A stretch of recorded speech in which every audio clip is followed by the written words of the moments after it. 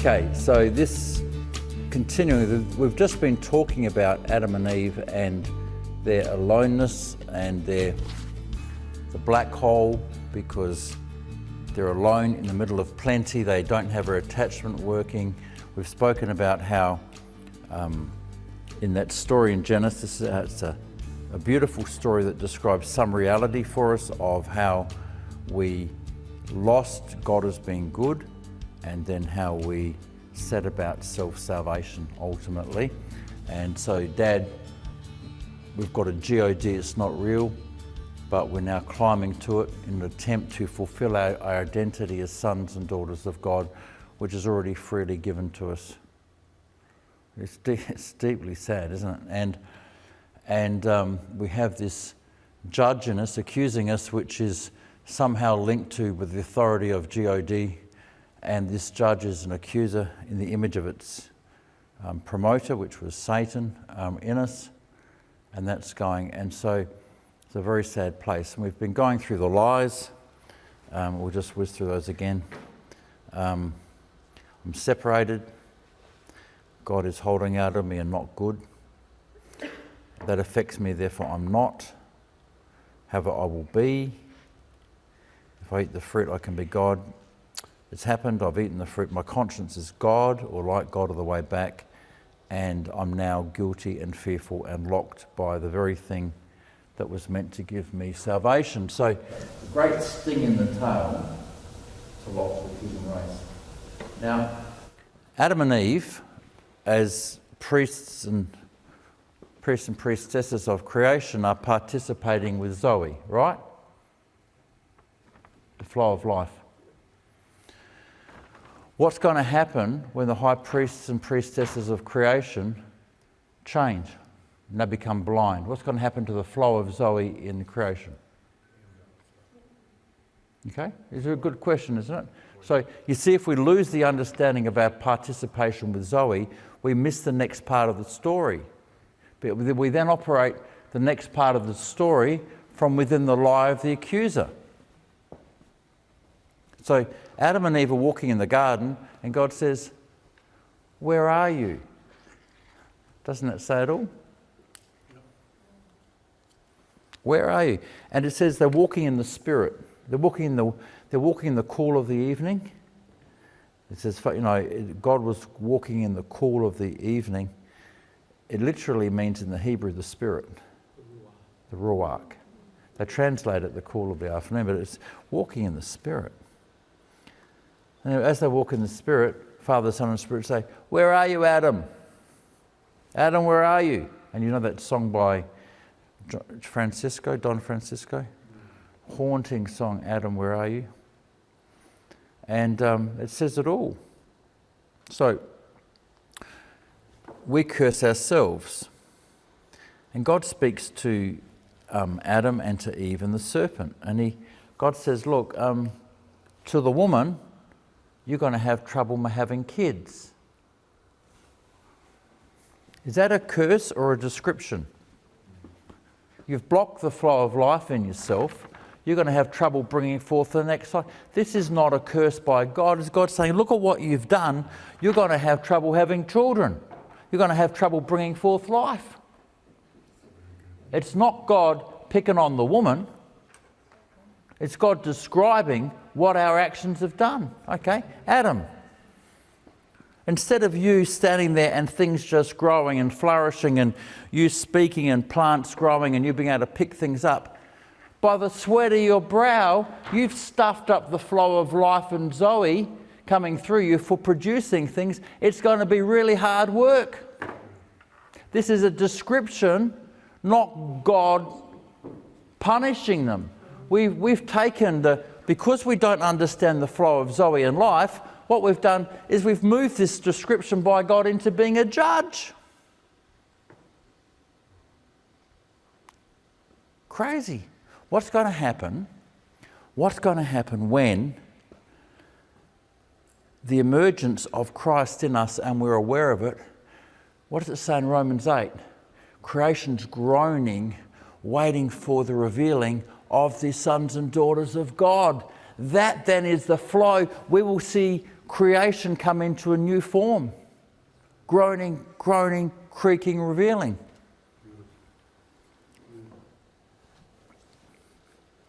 So creation longs for this rectification, the emergence and the flow of Zoe.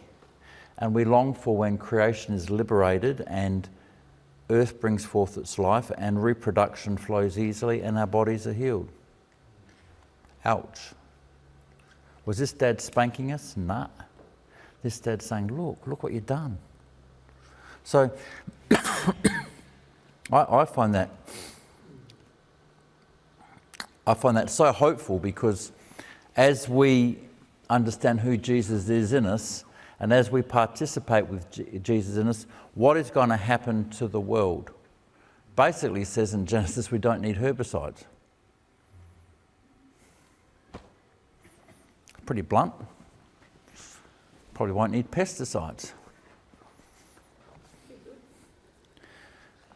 And other people are trying to have humanicides, but that's another topic. Okay, now, the sin enters through Adam, yet Eve ate. Now, we've covered this already, but I wanted the references. Therefore, just as through one man sin entered the world and death through sin. Who ate the fruit first? Eve.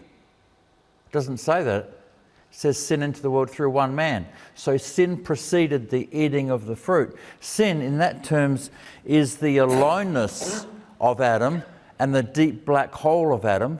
This is our incompleteness, which people want to reduce to actions. The work of Jesus in coming to our flesh, the work of Jesus in plummeting into our flesh, overcoming our man-made religion, our darkness, isn't about the actions, it's about the fundamental nature of who we are. Sin entered the world through one man, whatever they mean by one man, but it was before the eating of the fruit.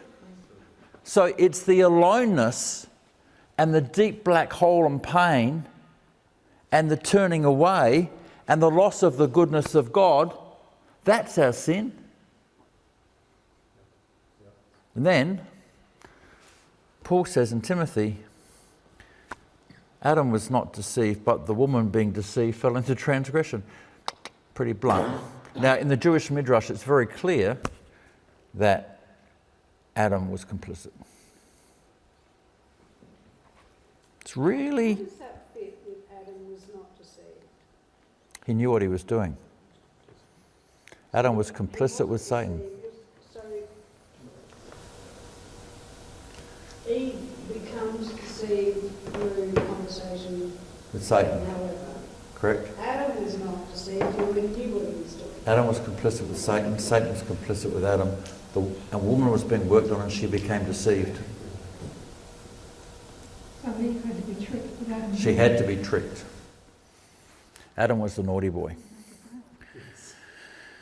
It's pretty amazing, isn't it? You look at it.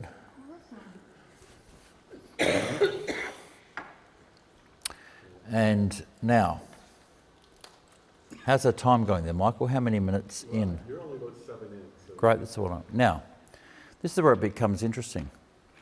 We've been looking at the flesh, and what we're going to do is, just before we do that, we're just going to just leave it there. We've got this little thing here. We've got an accuser in us. What are you going to do when the accuser starts accusing you of coping with and without yourself? First thing we do is, as we accuse ourselves, we partition ourselves. Has anybody ever tried to push away parts of them that they don't like? Just keep that a little bit out the way. They don't stay squashed down. They don't stay squashed down, yeah. I think that's good. Yeah. Yeah. Okay, they don't stay squashed down. So follow that thought. They don't stay squashed down. So what have we got to do? Yeah, we've got to drown them out. So it gets very difficult, but we have to start building walls in ourselves and defences in ourselves where we lock off the parts of ourselves from ourselves, right? Yep.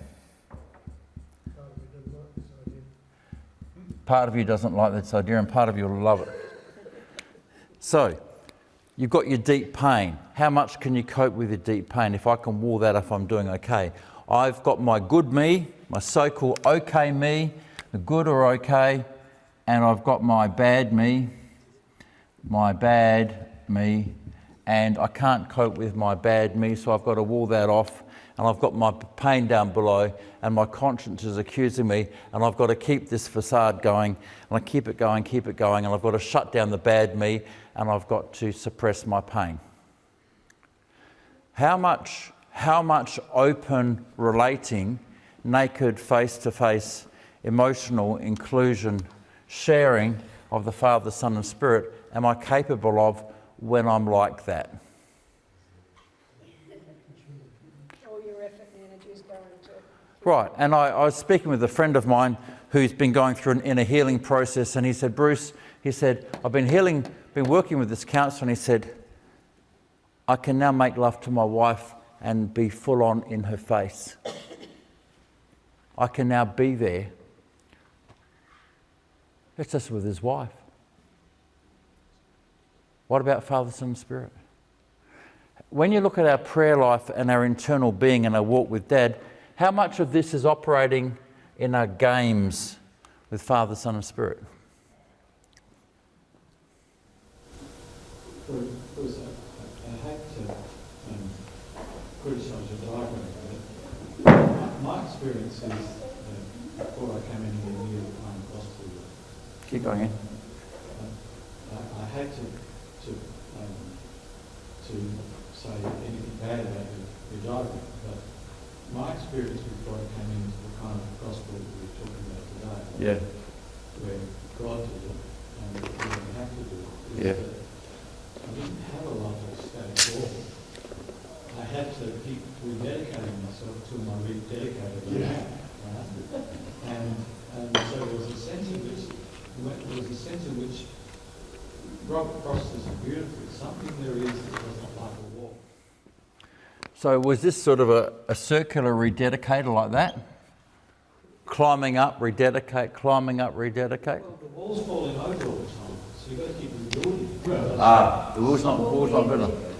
Yeah, something there is that does not like a wall, right? It It's keeps falling over, and so the rededicator has kind of put new rocks into the wall. Yep. And so there's an active thing. I'm saying it's not a simple static thing where you can build it and be good. Oh, no, it's not. And live with it. You've got to rededicate the whole thing. Oh, no. The point Ian's making is this is not stable. There's nothing stable about this. It comes and goes according to your emotional stability, fragility, and those can disappear and you can actually have mental illness. If your defences drop, you take certain drugs and you're facing all the bits you don't, some people lose it totally. Yeah, this is not nice and stable. So Ian's point is, this looks too stable and nice. Life ain't like that, correct. And that's a good criticism of what's going on. If you ever looked at mitochondria and how they form in a dynamic way, we draw them as little double wall bubbles, but they're recreating, falling apart, remodelling like in nanoseconds, the whole flipping time. They're dynamic, and our internal structures here are thoroughly dynamic. That's always running. The sense of separation goes up and down. Sense of separation can be separate and worse. The fear from that can be up and down. The I am not coming out of the black hole can be up and down. It's really not a great stable system. If it was stable, it would be very predictable. And we're not. It takes a lot of energy. It's a great line, Trish. Takes a lot of energy to keep it going. You can be patting stuff down all over the place. And some people become very good at hard walling. Right? And as you meet in higher levels of some institutions, you'll meet some very people capable of being thoroughly split, hard-walled guy. Now, having said that, this thing is the beginning of the flesh.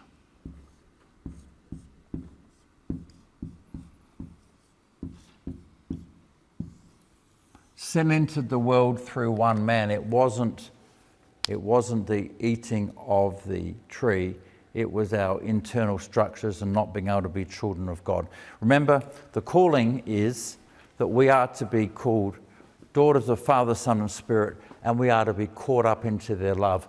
Something's gone wrong with that. That's the work of Jesus in sorting it out. And it's not your mere actions, the black things you've done out of your flesh.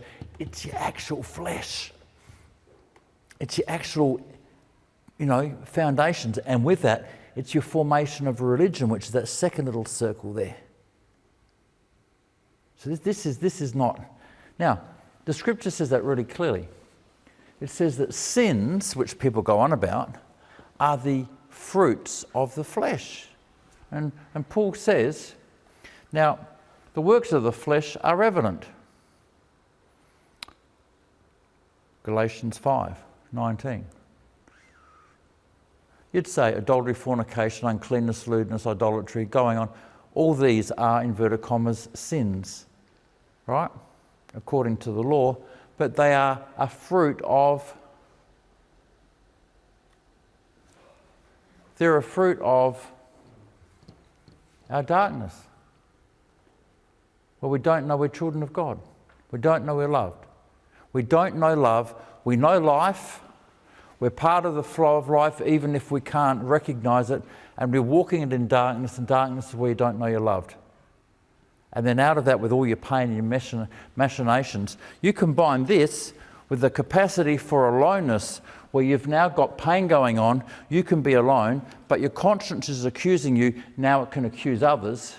Well, if your conscience accuses others, I can have a wall there, and I can decide that all of you need to be actually eliminated. And I can feel nothing. It's just terrible what we can do. So if sins are a fruit of the flesh, what's the point in repetitively confessing your sins if you don't get to the root of the problem?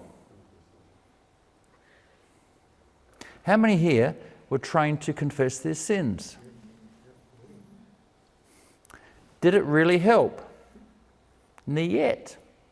It makes you feel a little bit better because it takes the pressure off the accuser.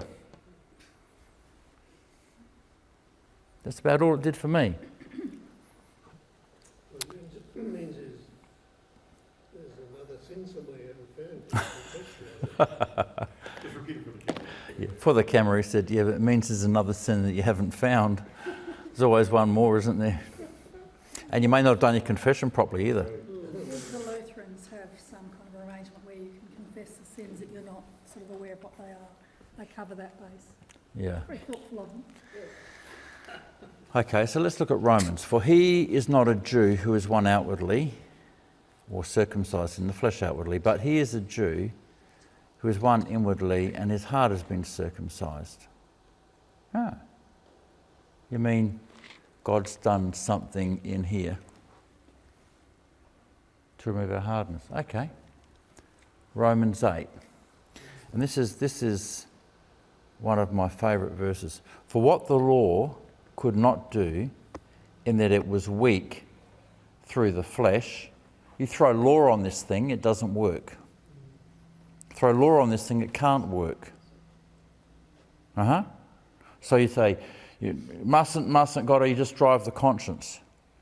And once you drive the conscience, then things are going to get worse. Romans 7 tells you that if you preach sin, things get worse. Romans 7 says it very clearly. If you end up strengthening the conscience and things get worse. Romans 7 lays that out. What the law could do, and there's nothing wrong with the law, what the law could not do, and it was weak through this, God did by sending his own Son. Jesus came in the likeness of sinful flesh. He came as us, as we've discussed in that last section, on account of our sin, to condemn this flesh business. That the righteous requirements of the law, and that's not moral, the righteous requirements that you can receive love and give love, that you can receive, might be fulfilled. How beautiful is that? So you put the work of Christ against the work of our flesh, and you realise it's not about what you call sin. The fruit of the flesh, the fruit of the conscience. I start splitting myself. I will be, I am not. And then we've talked about this, which is I start putting defences up.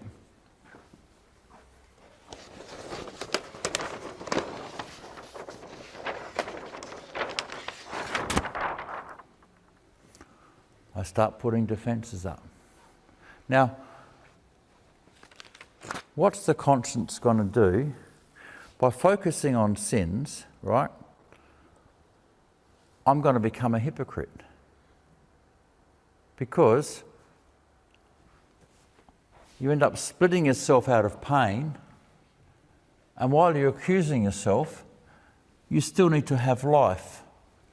And Zoe is still operating, except now that life will be operating in darkness. So I learnt when I was a young kid in the little religious institution I was, when people were banging on about sins, and they do, some preachers bang on about sins, I'd listen to the first 2 or 3 sins they laid out. Why? Because it described their lives. Because the things that they're talking about are the things they're feeling guilty over, the things they're tormented over. You with me? So the moment you're conscience-driven, you are a hypocrite. So we are all hypocrites. Every single one of us are hypocrites. You can't accuse anybody else without being a hypocrite. And yet we're so good at it. We can somehow accuse other people and not see ourselves. Well, you may not be like that, but I have discovered, because I've got a saviour called a wife who can point it out for me, that I'm very good at it. Sorry? She says, don't drag me into it. So where are you sleeping tonight, Bruce? Yeah, where I usually sleep. With a dog. Joke. Oh, dear me. But no, so our flesh is rampant, and the moment we're getting accused and we're walled off, we will find that we're doing behaviours similar to what we accuse other people of doing, and that we're trying to climb up these imaginary steps to the self-created mythology. And I've said many times, I had this guy come from a Penty church, and he said, Bruce, he says, the hamster's dead, but the wheel's still turning. You know, and he's just going round and around, it's getting nowhere.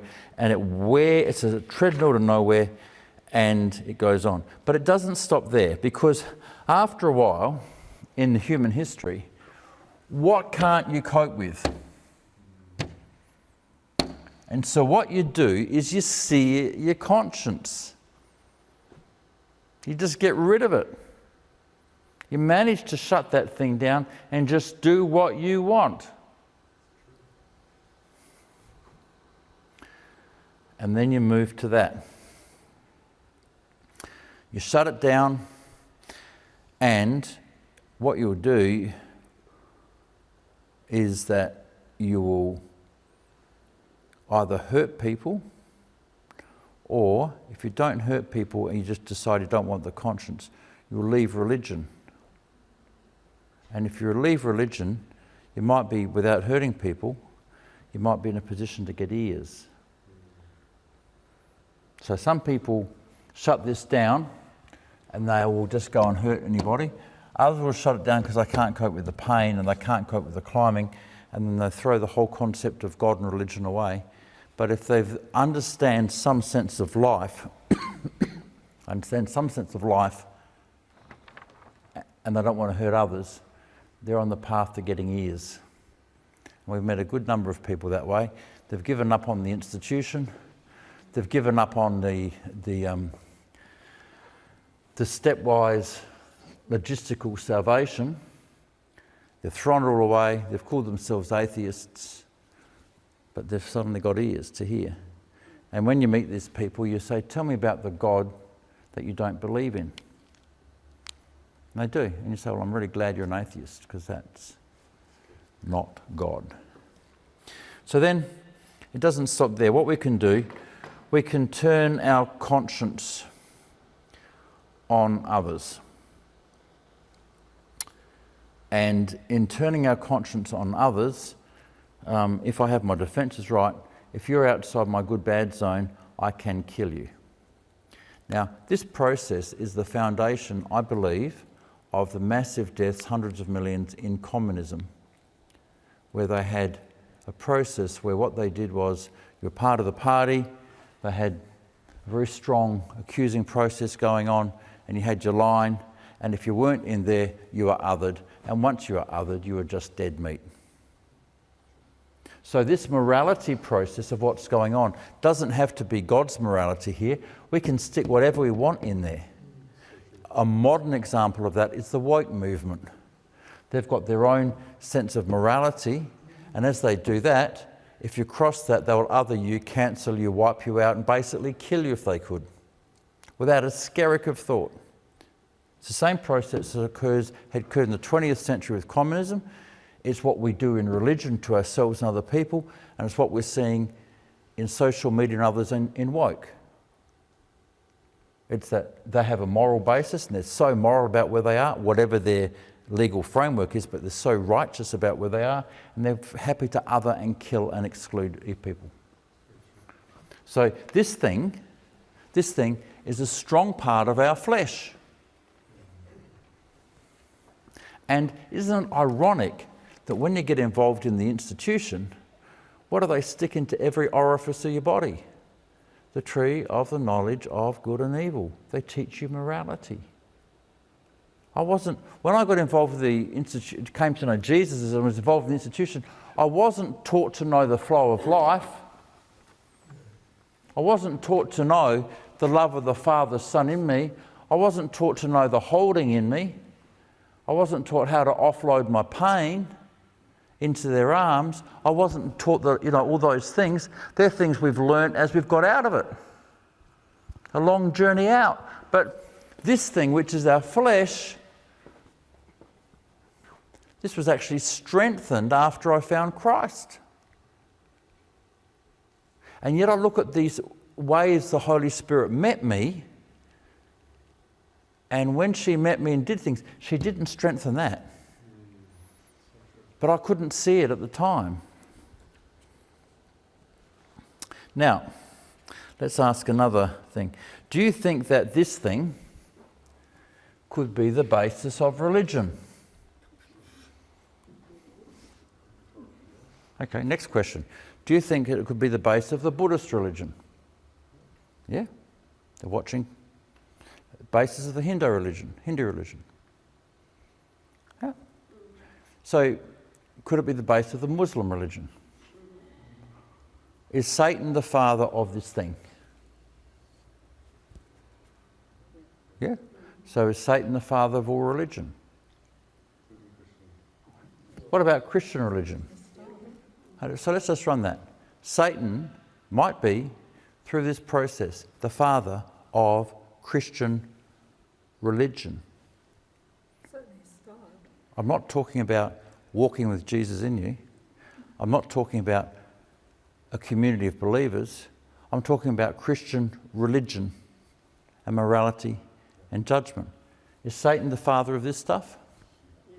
Okay. So we have to ask ourselves, which tree are we living from and which tree are we eating? Are we eating from the tree of the knowledge of good and evil as our fundamental, or are we living from the tree of life, which is Christ in us? Now, if you're living from the tree of life, what happens to this thing? When you're living from the tree of life, as you live from the tree of life, you're knowing life and you're aware of when there is and isn't love.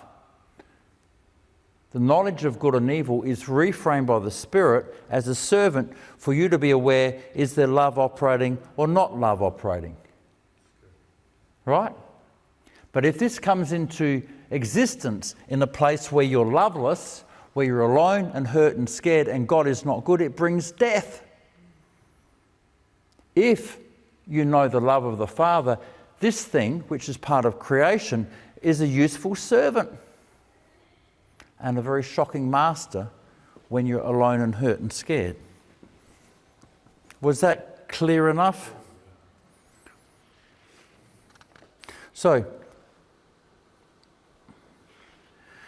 we've lost the eternal love story and substituted it with morality. We've lost our identity as sons and daughters of Father, Son and Spirit and replaced it with morality. We have lost union and believe we're separated and get back by morality. How are we going for time there, Michael? Great. So, we've already laboured this point that Satan in this is the father of all religion, including Christian religion. It's pretty heavy, isn't it? Now this can go a step further. The conscience can become the basis by which we have cults and we have people handing away their own internal measure of right and wrong to someone behind the pulpit or some Jim Jones. And if you've got a developed conscience and you hand that over to somebody else and they start telling you doing things, you are basically in a position of being controlled, and that's how they work. Now, this leads to terrible abuse, and that shift where the conscience is externalised outside of them to somebody else or something else is also the foundation for the occult. For the occult, they're externalising their conscience and something or someone else will direct that. Well, you can do that within a cult and it has the same structure. Your conscience is not meant to be externalised, it's meant to be in you. Your conscience is meant to be operating as a servant to life and as a servant to love, and in that place no one will teach you to know the Lord, for you shall all know me from the least to the greatest. And clause 2 of the New Covenant says you never hand that away to anybody else or someone else. Is that clear?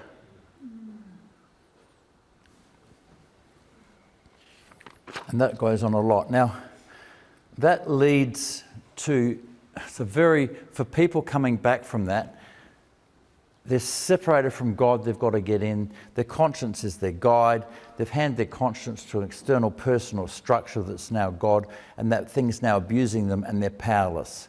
When that thing becomes abusing them and that's an outside person and you've linked it to God, you are in a totally vulnerable, powerless place. Do you see how glorious the new covenant that God's given us is? No one shall teach his neighbour to know the Lord. You're all driven from the inside, not the outside. Now, Jesus got stuck into conscience-based religion. He says, beware of the leaven of the Pharisees, which is hypocrisy. Beware of the hypocrites. He said to the religious, hear of your father, the devil. Who put this in the human race? The devil. You have your father, the devil, and he's a murderer. He doesn't stand in the truth. When he speaks a lie, he does it on his own basis. You're the same. Now, we entered this as a human race, and we've gone through this process, and men are lost, and the human race is lost. And it goes on about Genesis 4. It says, men began to call on the name of the Lord. Now, it doesn't sound like much when you read it in Genesis, but it's so fundamentally wrong. We're called to be sons and daughters of God and know Christ and Father, Son and Spirit on the inside. But now, as a cohort, we are thoroughly isolated, thoroughly blind in the flesh, and thoroughly lost. We're calling to an external God as a cohort. How staggeringly lost. The darkness is just running. And with that darkness, we can now hurt each other. And it gets so bad, God's really sorry they've made man. Cain's rising up against Abel and kills him, and the earth is filled with violence. And we have fulfilled the flow of life. The flow of life coming through us is now operating through the darkness of the flesh and religion, and we're happy to kill each other. God is on our side, Allah is on our side. Yep. We're doing the work of the Lord. Just for the tape, God is on our side, Allah is on our side. Well, they're doing the work of God and killing people. Yes. Yes, a holy war. Oh, any holy war. Oh, First World War, Second World War. God is on our side and God will give us the victory. Right. So in the Garden of Eden, there were 2 trees. We've spoken about that. We've laid them out at a personal and a community level. Now we understand it slightly more deeply. Which tree are we eating from? Are we eating from the tree of life, which is walking with a relationship with the beings in us, or are we living from our conscience? You know, Jiminy Cricket and Santa Claus, follow your conscience. Are you with me? Did you realise that the foundation of Freemason, one of the foundations is follow your conscience? Conscience-based structures. It fits with the process and what's behind it. Did you realise that walking as a believer is not walking in Greek philosophy with separation? And it's not walking with conscience-based structures from Satan. Walking as a believer in Jesus is walking with a relationship in you. And 2 Corinthians 13 verse 4, test yourself and try yourself whether you're in the faith, whether you're walking with it in the faith. Is not Jesus Christ in you? Where do we walk from? Do we walk from a conscience base, the tree of knowledge of good and evil, that alone? If that tree is working, you don't walk from it. It's a servant. It's a servant measuring life, love and relationship. Helps you sniff that way.